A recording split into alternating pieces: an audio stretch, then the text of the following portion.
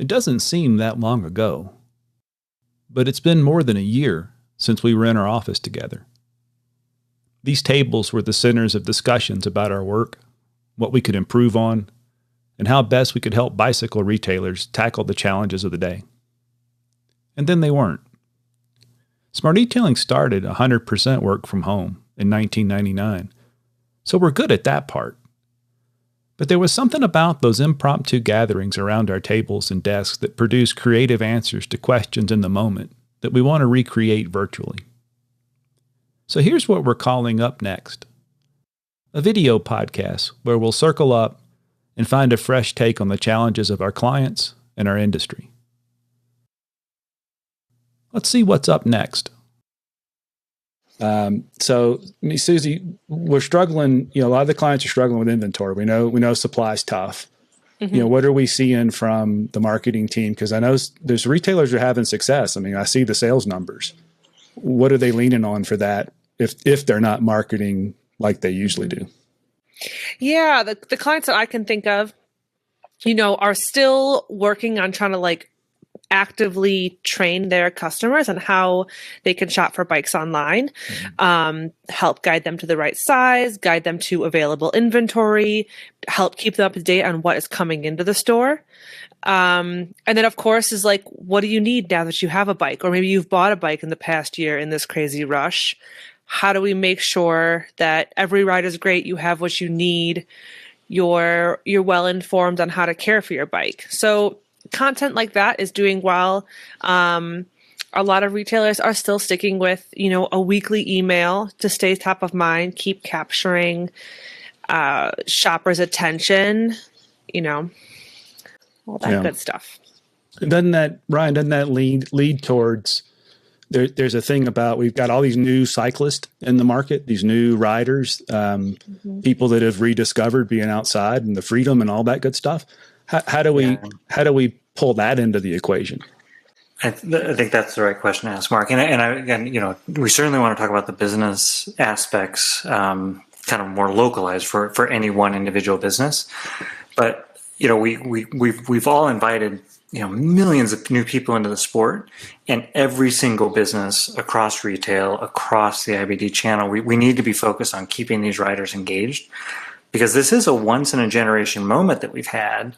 And the more of these riders that we can keep in the sport, it's going to be such a healthy change for all of our businesses. Yeah. And so keeping people engaged and progressing with the sport is way better than having a bunch of bikes get hung on a garage hook and not pulled out until they get sold on Craigslist 20 years from now. Yeah. Yeah, that's the big thing and it's not just cycling either. So I think part of the equation for our clients is, now we're competing against other outdoor sports and activities too. And some of our clients play in all those, in some of those other channels or other markets. But, we've been competing against video games for a while, at least with kids. Now it's kayaks and other outdoor activities. So I think you're right. That's the key, is how do we engage those and keep them, like Suzie said, top of mind for each client. That's the big piece these days, I think. Well, and you use the word competition, like business has always been competition, but right now we're competing with all these other sports. And I think it's important to know that at this time of, what we'll call abundance, where there's just, really more demand than supply, you can maybe lose sight of the fact that you're still competing for that long-term loyalty. And so there's that real balance for businesses today, is how do you meet the challenges of the day while making the appropriate investments and choices today to support your long-term business needs. Yeah. Mm-hmm. Yeah. Cause it can feel a little bit like, well, goodness, I can sell everything I got. I'm backed up for a month on repairs. Why would I bother? There's a great reason to bother in order to make this stick, because the pie is huge. I mean, we don't have many grow the pie moments in the industry. The pie is a lot bigger now, and you want to get those pieces of it. It's just not that common for the demand itself, not just a change along the curve, but the actual demand for the products and services. It's huge. Yeah, I mean, and also the piece that I think we've talked about as a team where you hear retailers say like, well, I'm getting all of this business. Why should I try to market? It's like, well, then everyone else is getting that as well. Yeah. So when it deflates, are you still there? Exactly. Yeah. Cool. And I am I the only one on this call who has also picked up new hobbies over the last year? No. Yeah, and especially with online shopping, I hate to admit that I sometimes have boxes show up at the front door and I can't quite remember what's in them. But regardless, I'm doing business with a lot of new retailers, and I get a lot of emails in there, and they're competing for my attention. And yes, I don't open all of them, but some of them do trigger ideas, and especially the more that are like personalized, and they know what I've been looking at, and they know what categories I'm in. It might get me back to their website, and so it's also what you said earlier, Mark. It's you and kayaks. It's you and gardening or home maintenance or photography. So you really need to stay in front. Photography. Cool. I thought you were saying bearding. No, that is too. I did beard. That didn't cost anything though. That was a free hobby. Mine's free too. I guess I did. Yeah. I guess I did buy. I did buy my monthly some, balm and oils budget is kind of stacking up. I was going to say you turned me on to the Honest Amish, so I've got some of that. But I'm getting a new camera, been doing more photography, learning that kind of stuff. So it's but you're right, it's all over the place. And the thing is, we do internally. I'm looking at some of that communication that I see pulling my attention as ways I can use that to help our clients. I think Suzie does the same thing. You're on who knows how many email lists for that one reason, just to make sure we're seeing what's out there, right? Mm-hmm. Absolutely. Yeah.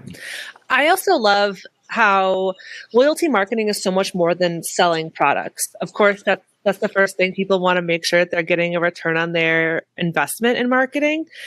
But it's a great way for our retailers and us as a company to connect with our market when in between purchases. I think people see marketing as expensive, but you can also look at it as a way of like, well, can be kind of your silent salesperson. It's a way to educate your customers, reinforce that you are an expert in what you're offering, products or services, and not take up your salespeople or your mechanics' time, Yeah.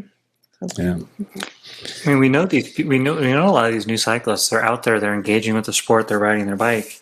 Mm-hmm. They've got questions, and these questions that they have are intuitive to us. Like the bike shops in particular are in the business of helping people get comfortable and developing with the sport. And so, like you said, Suzie, it's like it's not always about landing that immediate sale, but it's also this building the community and selling aren't decoupled either. Like we have to focus on customer lifetime value, and yes, every single email isn't going to show you that positive return on investment. But if you can get 2 more transactions from a customer in a year or 20 more over their lifetime, and you get their next bike upgrade, that adds up for any shop. Yeah. Well, like you said, 1 or 2 more, because the average transaction value these days has gone up tremendously as well. Excellent. What else? What else can we add to that equation? This has been good. I think it could be more cost efficient as well. So, selling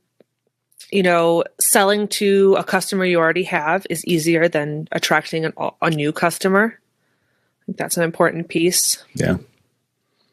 That's a big piece now, because a lot of these customers our clients got because of external reasons, the pandemic itself. So the more you can hang on to those, that just means the overall acquisition cost and the cost of your sales goes down over the next 5 years. Yeah, absolutely. I think there's a huge opportunity here it's not just, we can look at it lots of ways, but not only to help, keep these new cyclists as customers, but also like get them invested in their community, give them the best chance of sticking with this sport, connecting with other people in their community, things like that. Excellent. All right. Well, this has been fun. I had something I was going to say, but my puppy has started snoring, and I completely lost my train of thought. Well, that's more pandemic activity. You got, of course, it wasn't just the pandemic, but you got extra. How's the puppy doing? Yeah, fantastic. Yeah, and our household grew by 2 dogs over the last year, but the puppy is fantastic, and she's been a very good business partner over the last couple of months. And she likes you pretty well. I know you have trouble with that. Thankfully, in your household. yes. Yeah. You both know that I've had a really bad luck with dogs in our household. I came back from a long weekend, and the oldest dog promptly bit my foot. Nice. So I. Like, why are you here? Exactly. Suzie, how's Clementine doing? I miss Clementine. Miss Clementine is doing great. She is sticking her face out the curtains in the front of the house right now. Excellent. I don't think Watts misses her, but he does miss the office. You know, It was always a one-way relationship with those two. Yeah. All right, great. This has been fun. We'll circle up later and see what's up next. Great. Cheers. Great to talk. Bye. Bye. Bye.